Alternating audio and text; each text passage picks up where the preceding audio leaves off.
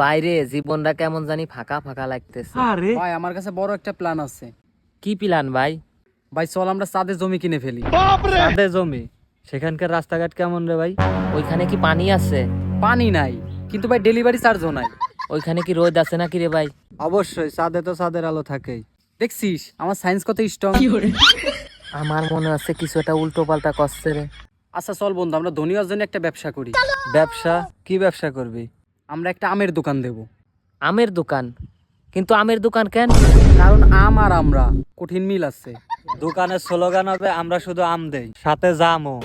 ব্যবসা যে করবো, কিন্তু টাকা পাবো কই? ভাই আমার কাছে 100 আছে। আমার কাছে আছে 200, কিন্তু ভাই তার মধ্যে 150 ধার করা। মানে মোট 300 টাকা? না, 350 টাকা। দেখছিস আমরা এত ধনী যে আমরা নিজেরাও টের পাইনি। 350 টাকা দিয়ে আধা কেজি আমও পাবেন না। তাইলে আম বাদ দাও, অন্য কিছু করো। তাহলে একটা কফি শপ খুলি। কফি? কফি কোথায় পাবো? আরে বেটা গুগলে সার্চ দিয়ে ডাউনলোড করব। ভাই কফি তো ডাউনলোড হয় না। তাহলে ইন্টারনেট রাখার লাভ কি? ঠিক আছে, তাহলে আর একটা আইডিয়া, আমরা ইউটিউবার হই। আমরা কি ভিডিও কন্টেন্ট করব? তাহলে আমরা 3 জন মিলে ইন্টারনেটে পড়াশোনা শিখাই।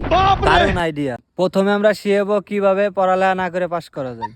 দ্বিতীয়তে আমরা শেখাবো কিভাবে বিলিয়ন ছাত্রদেরকে খুঁজে তাদের পাশে গিয়ে বসবো। আর তৃতীয়তে আমরা শিখাবো কিভাবে প্রফেশনাল ভাবে নকল করা যায়। কিন্তু ভাই আমাদের তো ক্যামেরা নাই।